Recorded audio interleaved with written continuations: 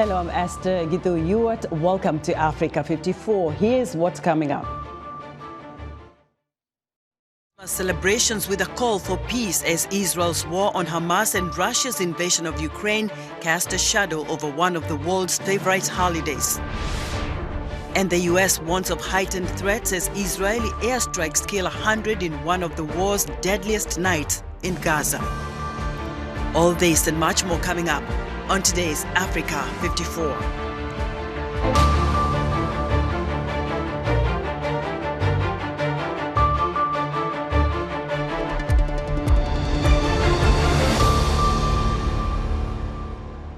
Pope Francis on Sunday began global Christmas celebrations with a call for peace as Israel's war on Hamas and Russia's invasion of Ukraine cast a shadow over one of the world's favorite holidays.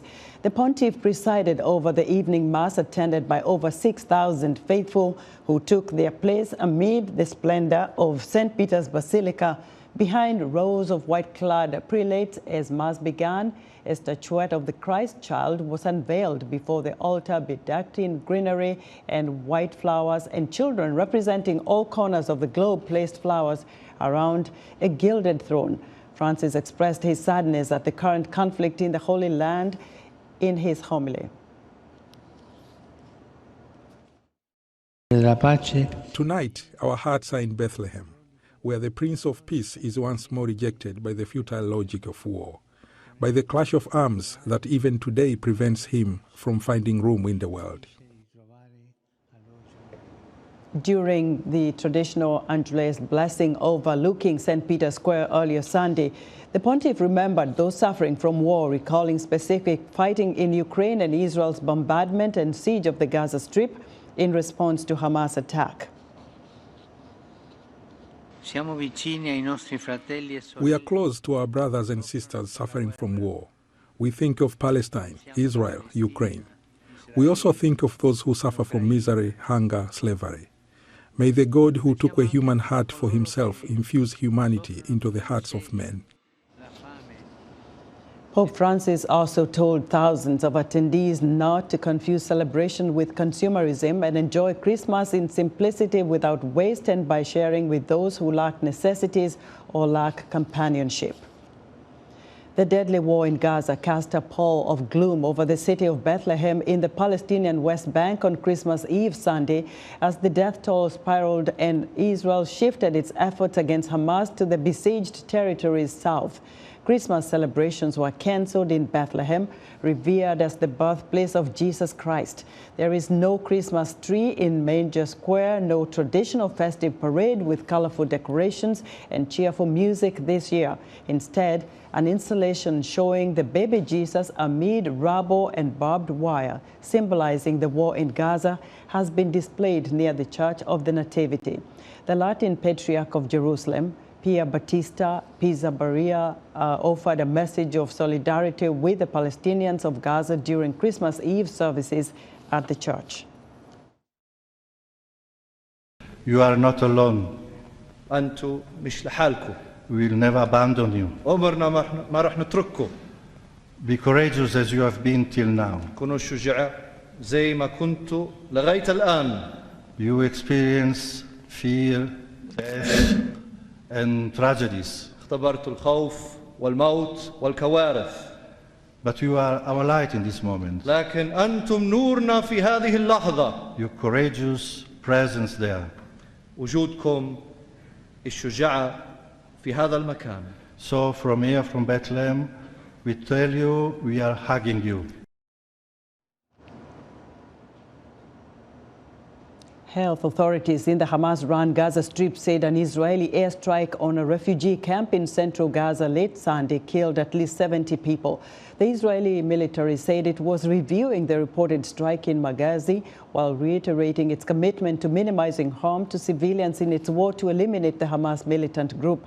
The Israeli offensive, which has included thousands of airstrikes in addition to ground operations, has left vast parts of Gaza in ruins and killed more than 20,000 Palestinians, according to the Hamas-run Gaza Health Ministry.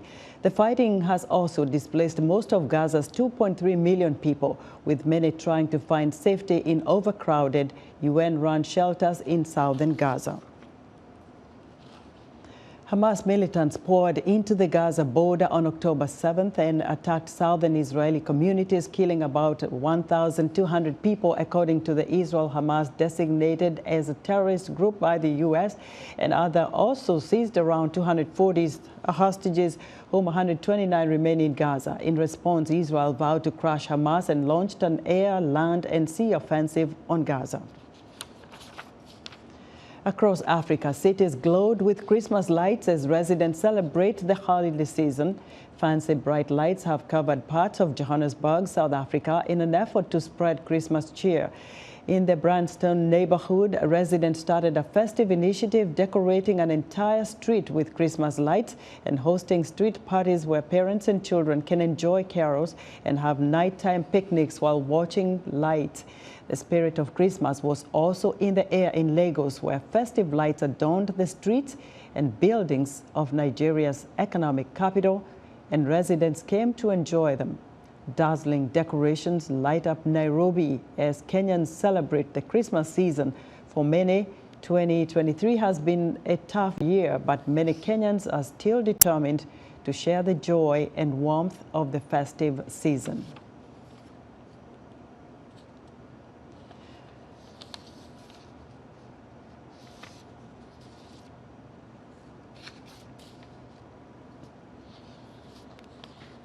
All right, gotta find where I am supposed to be. All right, so Israel continues its military operations against Hamas and its allies ahead of one of Christianity's major holidays. But in the United States, officials warn of heightened threats due to conflict in Gaza. VOA's Arash Arabasadi has our report. Christmas Eve in Gaza, the Israeli military releases footage claiming to show snippets of what it described as intense operations in northern Gaza and to the south in Khan Yunis. Israel says its strikes target areas of Hamas infrastructure. Meanwhile, Palestinians in Khan Yunis gathered the bodies of their dead ahead of a funeral service following an overnight airstrike. Much of the world has for weeks been calling for extended breaks in fighting to deliver desperately needed aid to civilians living in Palestinian territories. U.S. President Joe Biden, wishing reporters a Merry Christmas, said he had a long talk with Israeli Prime Minister Benjamin Netanyahu. Biden called the details private, but said he did not ask for a ceasefire. Meanwhile, in Tel Aviv, Netanyahu spoke at his weekly cabinet meeting. He confirmed the conversation with Biden, adding that Israel is a sovereign state with wartime considerations that would not be dictated by external pressures.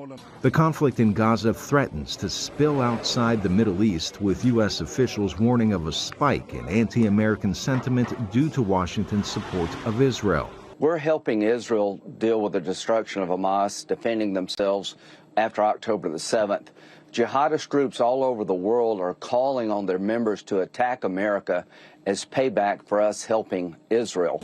The Hamas-controlled Gaza Health Ministry says at least 20,000 Palestinians have died since the campaign against the group began following the October 7 attacks that killed 1,200 in Israel. U.S. officials say there is concern the country's support for Israel may bring blowback to the American homeland. The current conflict is causing, I think, contributing to a heightened threat environment. What we are seeing is foreign terrorist organizations taking advantage and calling upon their adherents to act, to do something. And then we're seeing individuals and small groups that we worry will basically take twisted inspiration from the conflict overseas and from the very searing images that we're seeing that came out of the brutal terrorist attacks that occurred on October 7th. At a time when Christians celebrate Christmas, a mostly silent night creeps through one of the religion's most important cities. The whole world is celebrating Christmas this year, but not Bethlehem, not the birthplace of our Lord Jesus Christ.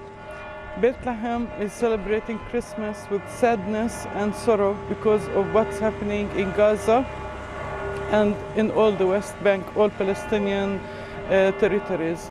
Bethlehem's churches this year framed the nativity theme depicting the birth of Jesus Christ in barbed wire and rubble. a show of solidarity with the people of Gaza. Officials here say tourism this year dropped from 2.3 million up to September to no tourists since. Arash Arabasadi, VOA News. For more on the significance and celebration of Christmas, I'm joined by Reverend Jibrila Bangura, founder and senior pastor, Christ is Lord International Church. Reverend Bangura, welcome to Africa 54. Welcome. Thank you very much. What a year. There has been a lot of things going on in the world, the war in the Middle East, a crisis in Africa, all kinds of things. How can Christians celebrate Christmas this year? That's the difficult thing about this Christmas, because with the wars in the Middle East and other parts of the world, it's very difficult for us as Christians. Other parts are suffering. They are going through some turmoil. But no matter what, He's the reason for the season. But in our celebration, we need to think at the back of our minds that there are brothers and sisters who are suffering around the world.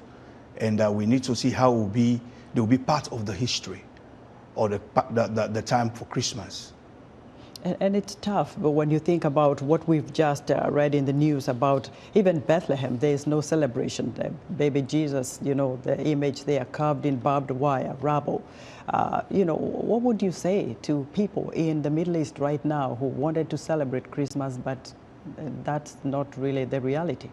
It is not. It is not the reality.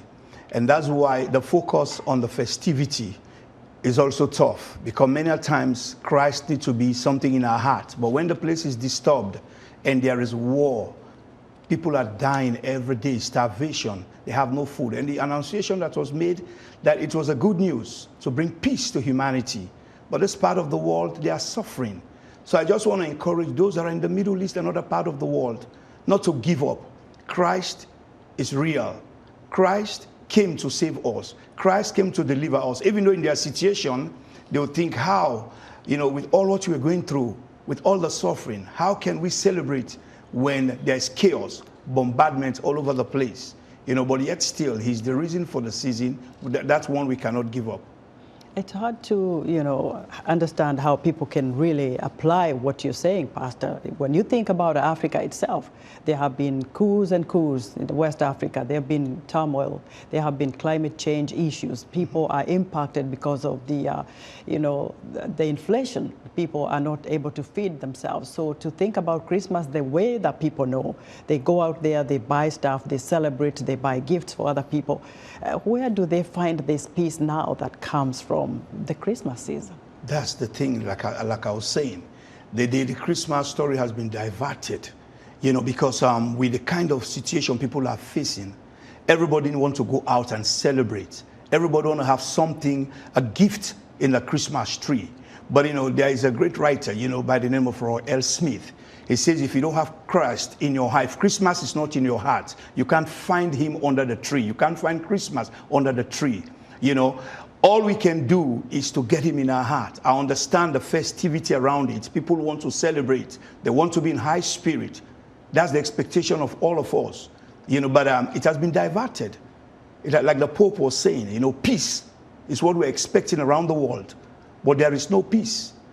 And so in the celebration, while we are celebrating, others are crying, others are in pain. But if they have Christ or Christmas in their heart, then Christmas will be experienced under the tree. Reverend, thank you very much for your message. I hope it resonates with so many people going through different crises around the world. Reverend Jibrila Bangura is the founder and senior pastor, Christ is the Lord International Church.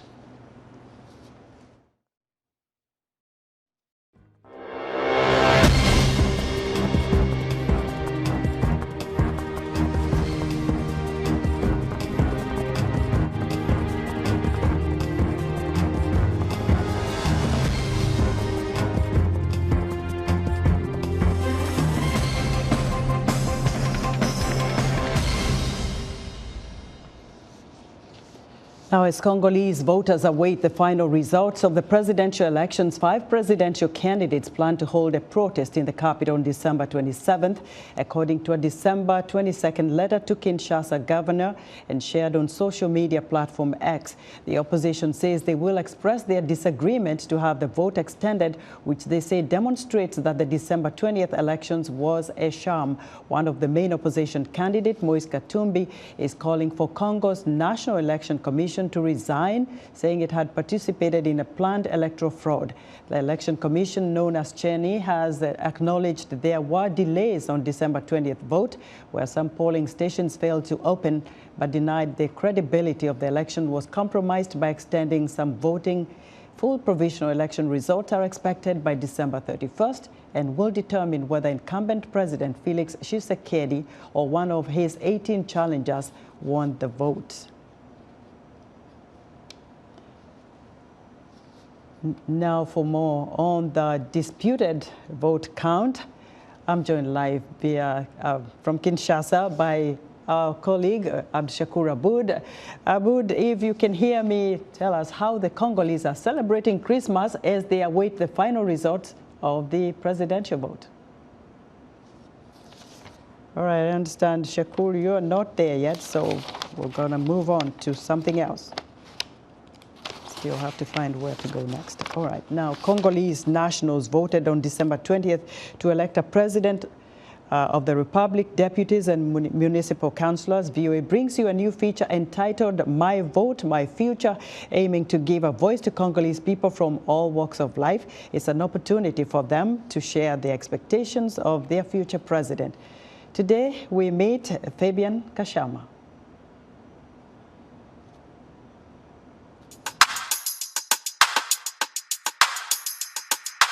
Moi, c'est Monsieur Chikudumuno Kashama Fabien. I am Kashama Fabien. I was born in Lubumbashi. I am 35 years old and I'm a doctor in the Democratic Republic of Congo. The 3 main things we expect from the future president: we have the rejuvenation of the political class, social change, and security. La sécurité. Ces attentes, une fois réalisées, ça va permettre au pays de se décoller.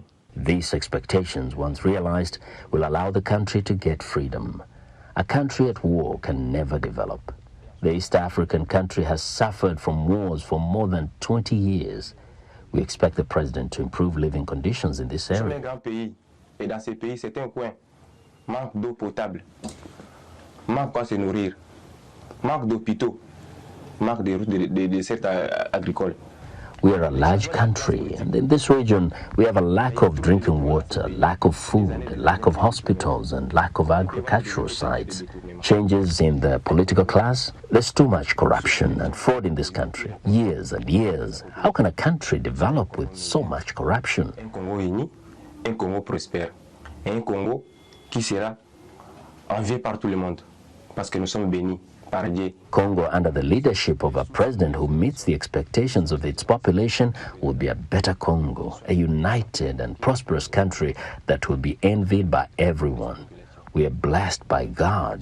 We have so much underground. The message I have for the future president is that he becomes a better president who meets the expectations of the population. He be tough with his collaborators. A president worthy of decision-making, a president worthy of his rank, a president that everyone hopes to see, a president who will be the hope of his people, a president who will leave his mark in this country.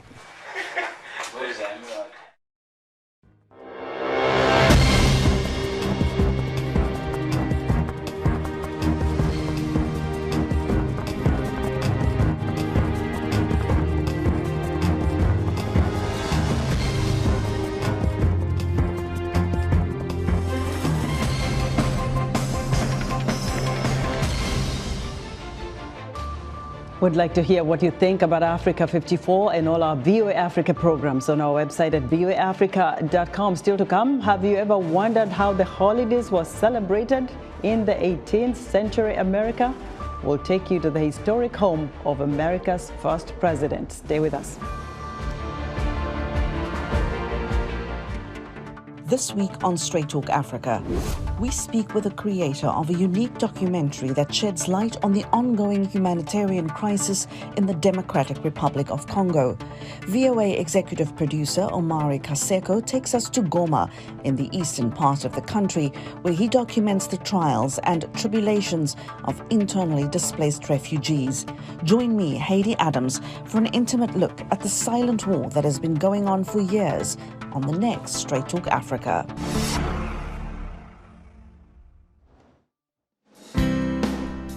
Health, wellness, sport, beauty, medical breakthroughs. Healthy Living cares about your well-being. What are the main health concerns in Africa and around the world? Find out the latest on coronavirus. Connect with our experts and ask them questions. How long does the virus stay? Join me, Linoch Mudu, in Washington, every week on Healthy Living, right here on VOA.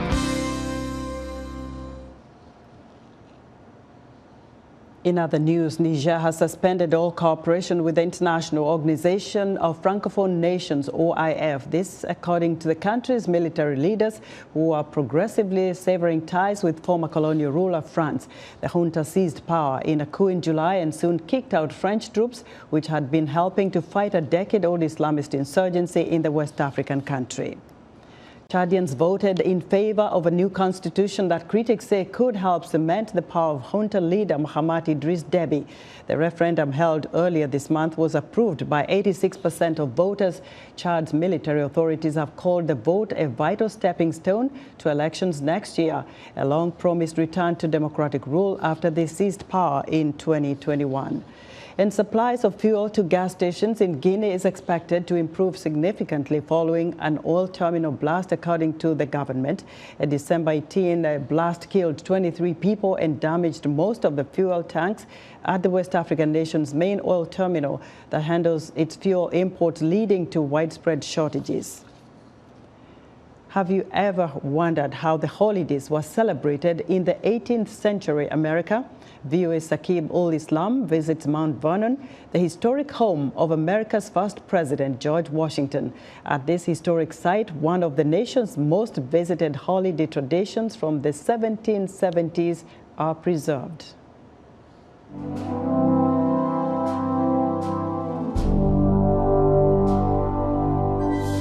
On a crisp December evening, as the sun sets behind Mount Vernon State, America's first president, General George Washington, prepares to greet holiday visitors at his home. The state has been preserved by experts to reflect 18th century Virginia.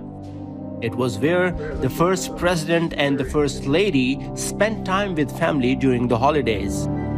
So you'll meet guests who are dressed up, our character interpreters, talking about their experiences in 1773 and what they could talk about, what they knew during that time. And we are doing this in honor of these years leading up to our 250th anniversary of the United States of America. Christmastide happens but once a year. Character actors portraying the president and his family, friends, and staff reenact the stories of Christmases past. So special to be here at Mount Vernon and to be able to dress up as they did in the 18th century. Guests can visit a winter market where vendors known as sutlers sell wares and crafts, and see Aladdin, a camel Washington brought to Mount Vernon to entertain his guests. That's something that you can't often do. You know, you can read books and you can read descriptions of things that took place back then, but you can't often live part of it. For most of the year, visitors aren't able to see the mansion in the evening, which usually closes before sunset.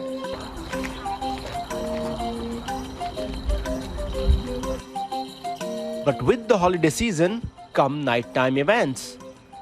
This is our second time here, and we just really enjoyed the fireworks, the celebratory atmosphere here, seeing Christmas. Merry Christmas. It's time to illuminate the sky. Hip, hip! Merry Christmas. The night ends with season's greetings from George and Martha Washington and stunning fireworks. My desire for my country would always be that they would always remember that they are all Americans and to see themselves as being partners in an ongoing experiment in popular government that can only succeed if we all consider each other part of the same union. Mount Vernon is open 365 days a year, including the Christmas day. Saqib al-Islam, VOA News, Alexandria, Virginia.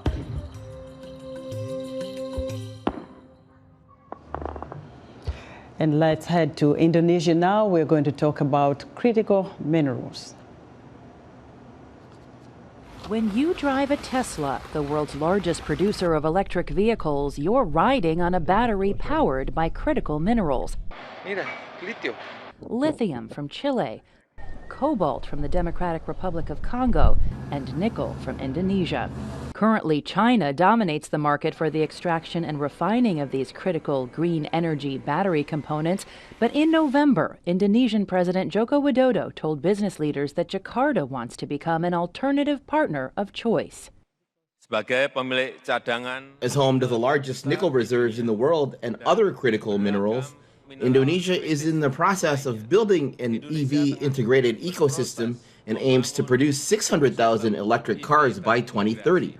Bakri Group CEO Anandia Novian Bakri wants to take advantage of that pledge. He's pivoting his family's traditional Indonesian energy mining company into a renewable mining company that can also exploit the growing demand for a non-Chinese critical mineral supply chain. If you want to focus not only to the east, to the west, there is not only market, but also enthusiasm, capital, and technology. So that's a good thing. Indonesian mines are already partnering with Chinese refineries to process their minerals.